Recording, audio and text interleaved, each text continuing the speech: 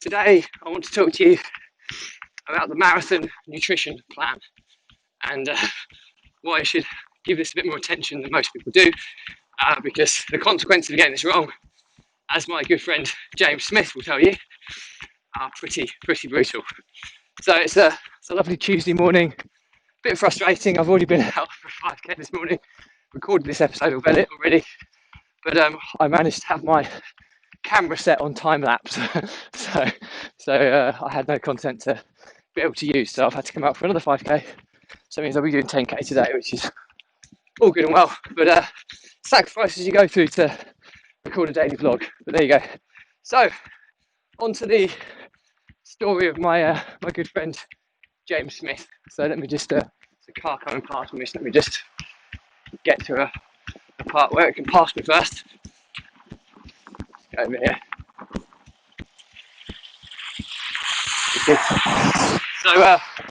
So yeah, my good friend James Smith. Now, he's someone I've run with for ever since I began running, kind of about 3 years ago. He's a better runner than me at every distance. I'm not ashamed to admit that, as much as he painfully reminds me all the time. But there are a couple of occasions where I've beaten him on race days, over 5k and a marathon, and it pains him to admit it. He's got excuses under the sun all the time. But I say, James, records, books, don't tell me about your excuses. They just say that I beat you on the 5k run and I beat you on a marathon run, and he can't argue with that. So, but that's a competitive immaturity by and by. The moral to this story, well, me and James ran a marathon last October, Bedford Aerodrome. I'll talk to you about that in more detail on a separate episode. But it's a marathon around a racetrack, ultimately. Now James is, as I said, better than me at every distance. He runs marathons. He's easily, his training runs are sub 3:30, but he's close to a 3-hour marathon runner. I reckon he's got sub 3 if he actually put the effort in him. But he finds the longer distance stuff harder than the shorter stuff. So we turned up at this event, and I had my very structured nutrition plan in play. I was going for sub 3 hours 40. I come in at 3 hours 38 on that event, so that was my PB. And he was going for sub 3:15. And so he should be a good half an hour ahead of me. And this event was basically it's just over 5k laps really. So and based on marathon pace, I was aiming to not be lapped by him. That was my aim. And what ultimately happened was he turned up without any nutrition plan. I think he had maybe a couple of gels at the most. That's all he had. He didn't think about his nutrition at all. And I ended up beating him because he hit the wall. So he ran out of energy. And his legs were fine. His legs were no bother. He just ran out of fuel. And when you run out of fuel, you hit the dreaded wall. And the dreaded wall is the darkest place I've ever been. I've been multiple times, unfortunately. Your body's shutting down. It's basically dying. You've got no energy, no source for it to continue. So you start getting delirious. You start hallucinating. You get tunnel vision. You feel faint. You want to collapse. You feel basically like you could just lay anywhere and you just go into the deepest sleep. That's how bad it is. So to keep going in that, it's painful. It's just horrible. So basically, this is what I want to talk to you about: marathon nutrition and the importance of it. Now, really important for marathon, especially because more often than not, if people are trying to post a time on a marathon, you are pushing your body to the absolute limit. I've said this before and I stand by it. I've done 4 marathons and 4 ultra marathons, and I still say the marathons are harder than the ultras. Ultras, for me, are about finishing. People don't really understand the time aspect to them unless you're going at a competitive level. A lot of people do them for ultra endurance, just to get that ultra marathon type medal, that you can take on the super endurance stuff. But it's not necessarily about time, it's about finishing. Marathons are so commonly known, everybody knows about the golden sub 4-hour marathon for the kind of less experienced runner, and the golden chalice of trying to get to a sub 3. Well, obviously people like Kipchoge have brought it to sub 2 now, which is just absolutely ridiculous. Superhuman, but that's a different topic altogether. So I'm going to tell you what works for me on marathon nutrition, and what I do. I've tested and measured this and tried to perfect it over multiple events. Got it wrong, paid the price. Got it right, got the rewards. But when I say for me, really, really important here is that somebody's nutrition plan is very bespoke to that person. So what works for me might not work for you, but what will work for you is the science behind this that I'm going to talk to you about the absorption rate of carbohydrate that your body can digest and process, and the time constraints in which you can do it in. So basically, let's start with the science. Your body, they recommend you take 15 grams of carbohydrate every 15 minutes. So yeah, 30 grams every half an hour. But if you go above and beyond that, you just, 60 grams an hour. So you just think, oh, why not just ram 60 grams of carbs in and process that in one hit. Your body can't process it and digest it that quickly. You end up getting bad digestive systems if you try and put too much in too quickly. So it's a drip feed. If you can stick to 15 grams every 15 minutes or close to it, that's arguably the optimal rate. So just a disclaimer, I'm no scientist here. This is just stuff I've read and studied and learned and trialed. So what I try and do is I try and get 60 grams of carbs in me every hour, but on between 15 and 30 gram for 15 to 30 minutes. So that's how I'll kind of operate. So on a marathon race day, and I'll talk to you about carb loading on a separate episode, that's normally the days before, but including the morning of a marathon. And that's I'm going to start with the morning of. So I will have been carb loading for probably 2 to 3 days prior to a race. So I'm just going past some people here. Morning. So I don't like talking. I go past people, as you probably imagine. So yeah, back to the morning of the race. So I always start this at least 3 to 3.5 hours prior to start time.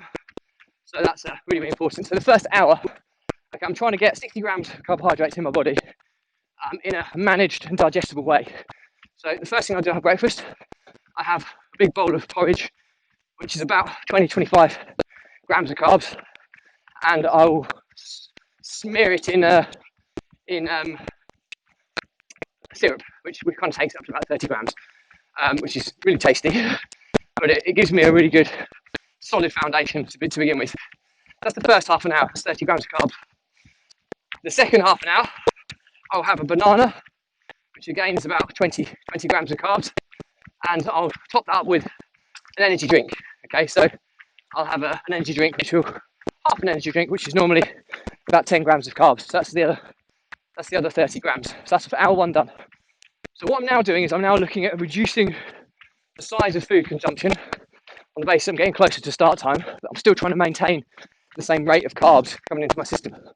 So the next hour, for the next half an hour, I'll do an energy bar, which is about another 20 odd grams, and I'll have the second half of the energy drink.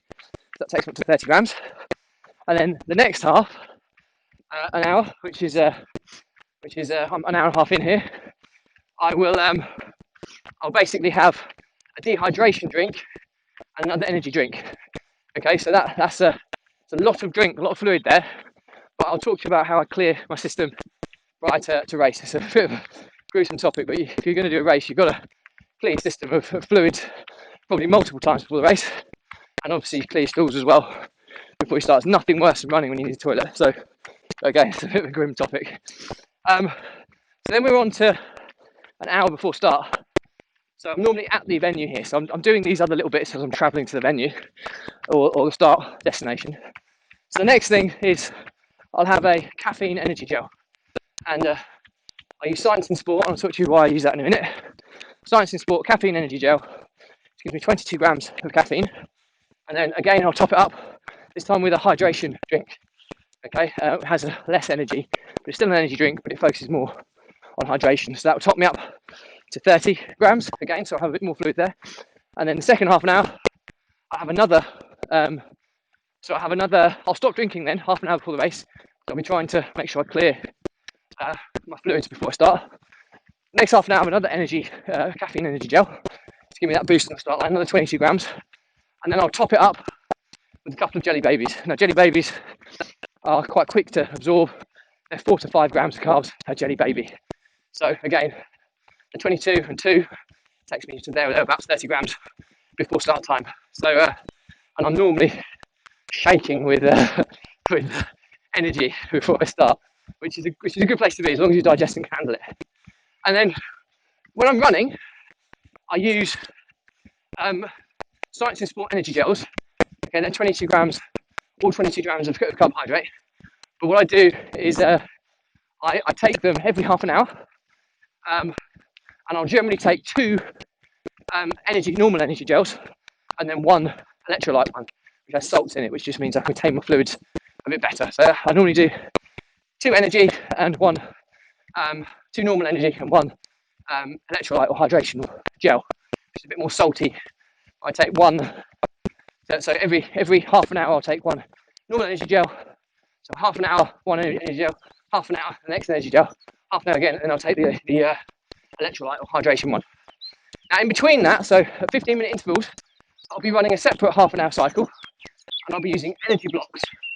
I can't remember who manufactures them, but if you type in energy block into Google, and when block is spelled B-L-O-K, you'll find them. They're like big wine gums basically, but they are proper energy sweets again, and they have 8 grams of carbohydrate per sweet. So I'll take one of those every half an hour, alternating between, so 15 minutes energy gel, 15 minutes energy block. In between it, we've worked out the math, 22 grams for an energy gel after 15 minutes, and then 8 grams of carbs with an energy block. I'll do that right the way through the race. And then I'll probably keep a sneaky couple of jelly babies in my flip belt, which I'll talk to you about, which is the belt of choice for carrying all my gels, and I'll talk to you about why in a separate episode. I'll have a couple of sneaky jelly babies in there, just for the last couple of miles if I'm really struggling. I just want a little extra burst that can quickly absorption and hopefully try and just nurture me over the line. They're always good to have a little contingency in the back of the belt as well. But if you've noticed, there's a lot of gels, a lot of energy blocks, jelly babies, there's a lot of nutrition that's gone into me to get me through that marathon. And that won't stop me hitting the wall solely, but it's the most important thing to get right, I believe, in running a marathon. Jointly as important is getting your race strategy right. So if you can do all that, but if you try and sprint it and you haven't trained to be able to sprint a marathon, you'll hit the wall because you'll just burn it too quickly. So you've got to get the right race plan right as well, which is the next thing I'll talk about in a separate episode, how I run to heart rate and how I manage my effort levels to nerf my fuel consumption throughout the marathon. Like I say, I've done 2 marathons where I've hit the wall, 2 where I've hit PBs, and there's some clear lessons to be learned there. So, I hope this has been useful for you. My good friend James Smith probably takes his marathon nutrition a lot more seriously than he perhaps did, but he's, like I say, a very good runner. So I will make that publicly known that he's a better runner than me. I do enjoy the fact that I've beaten him on a couple of occasions. So the lessons and the summary to this episode is, firstly, the science is there to back this up. The ideal is 15 grams of carbohydrate every 15 minutes, or 30 grams every 30. But if you go more than that, you'll struggle with digestion. The second thing is nutrition is bespoke. It's going to be based on your diet, so your nutrition and your digestive system. So you have to test this stuff. I mean, I used to use High Five gels. They're quite liquidy. They have the same carbohydrate as a Science in Sport done does, but it used to upset my stomach more. So obviously I go for the ones that don't upset my stomach, but I only managed to find that out by testing. So you need to test different types of brands, different gels, different sweets, different fluids, stuff that agrees with your digestion. The science is there to back it up, but make sure you choose the right stuff that settles your digestion better. Really, really important. So, and lesson number 3, plan it out. So write it down, know exactly and rehearse it, monitor it, test it when you're out.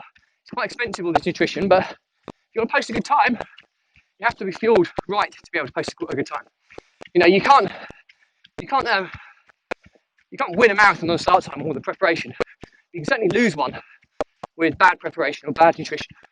So hopefully there's a lesson there. So I hope you found that really useful. Like always, I'm not a scientist. This is stuff I've tested, measured, trialed. the stuff that's worked, the stuff hasn't worked, but it is backed up by science. So hope you found this useful. I really like anybody commenting and on this thread what you do differently, how you do things differently, because like I say, what works for one won't necessarily work for somebody else.